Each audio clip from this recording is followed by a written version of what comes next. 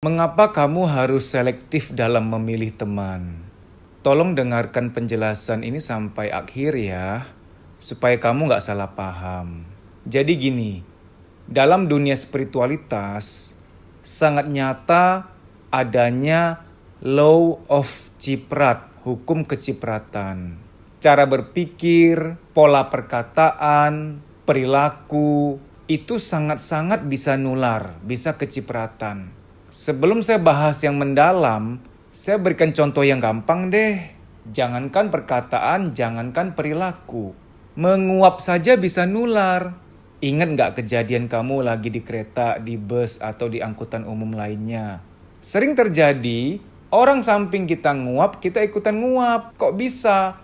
Karena alam bawah sadar kita melihat dan tanpa sadar tersugesti lalu menguap. Renungkan deh, menguap aja nular, apalagi yang lain. Atau orang lain nguap gara-gara kita, bisa juga. Yang gini-gini jangan gak percaya loh, bahwa manusia saling mempengaruhi, baik sadar maupun tidak. Teman dan sahabat itu berbeda.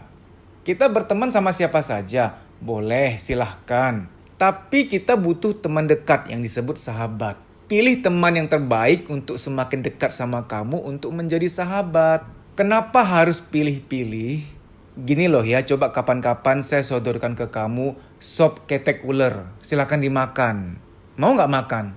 Kamu belum tentu mau. Apaan nih sop ketek ular? Mana bulunya belum dicabut?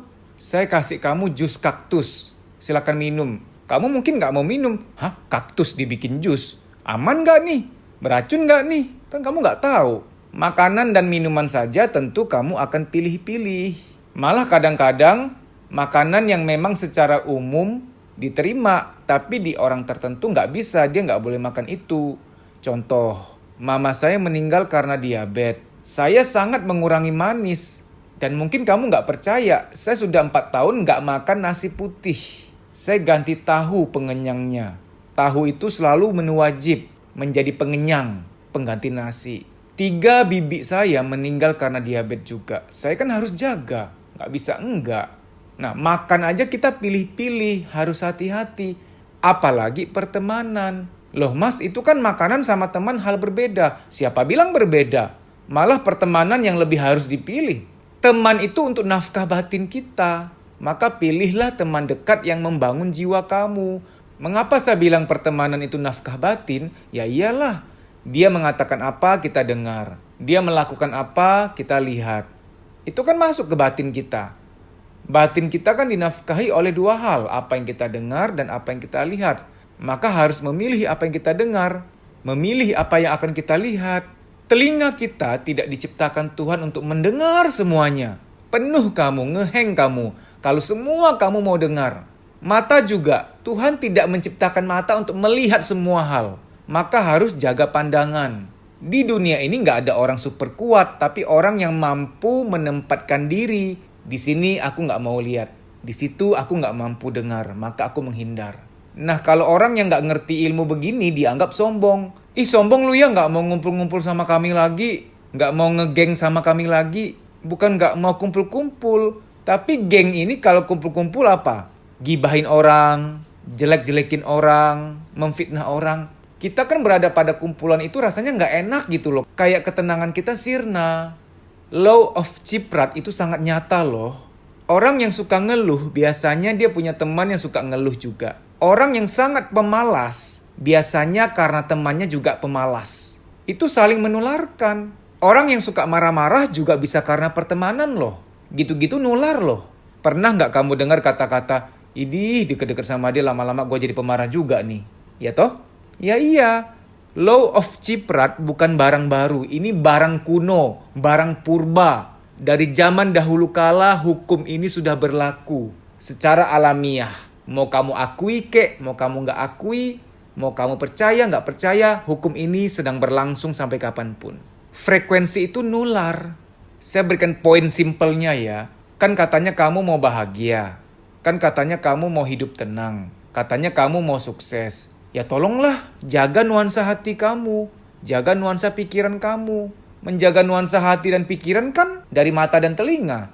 Jangan semua mau dilihat, jangan semua mau didengar. Mas aku khawatirnya nanti aku dibilang sombong.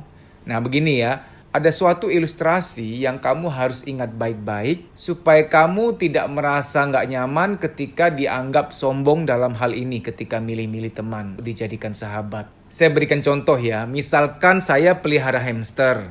Hamster ya. Saya pergi ke mall beli burger. Saya sodorkan ke hamster tersebut. Dia nggak mau makan, dia pergi. Kamu bisa bilang nggak bahwa hamster ini sombong? Ih, sombong banget. Burger enak tahu, mahal tahu. Masa nggak mau makan sih, dasar hamster sombong, hamster nggak tahu diri. Itu bukan sombong, Oneng.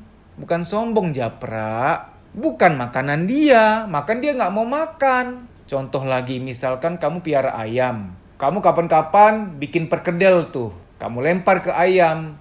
Ayamnya nggak mau makan. Apakah kamu akan berkata, ih, ayam zaman sekarang sombong banget. Perkedel aja nggak mau. Itu bukan sombong, Makibau. Itu bukan makanan dia. Bukan. Nggak kasih rawon setan sekalian ke ayammu. Mereka tidak mau makan bukan karena sombong. Itu bukan makanan mereka. Ngerti ya? Jadi kalau kamu menjauhi orang-orang yang toksik, orang-orang yang negatif, kamu bukan sombong. Kamu pilih-pilih makanan karena itu bukan makananmu. Orang-orang yang sukses, orang-orang yang besar, orang-orang yang sudah berjaya, biasanya punya satu kesamaan ini. Nggak betah kalau melihat atau mendengar hal-hal yang menjatuhkan mental, hal-hal yang negatif. Karena mereka terbiasa positif. Mereka kalau dengar karyawan mereka ngeluh rasanya nggak enak gitu loh. Tapi kalau ada karyawan yang positif, optimis, mereka senang karena mereka suka dengan orang-orang yang positif. Nah, karena kebiasaan sering mendengar, melihat yang positif, itulah yang membawa mereka menjadi besar. Intinya, kamu bertanggung jawab atas jiwamu sendiri. Jangan sampai karena nggak enakan, kumpul-kumpul terus sama orang negatif, lalu kemudian sekian tahun ke depan kamu nggak kemana-mana karena terjerat pada frekuensi negatif. Pertanyaannya, apakah mereka mau bertanggung jawab atas terjeratnya kamu? Jalan di tempatnya kamu yang gak kemana-mana. Karena frekuensi negatif itu membuat kita tidak mendapat kemudahan rezeki. Tidak hanya kata-kata adalah doa loh.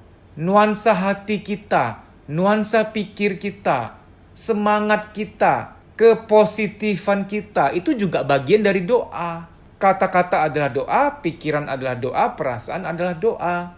Mau bahagia, mau hidup tenang, mau sukses, berawal dari manajemen pengelolaan apa yang kamu akan dengar dan lihat.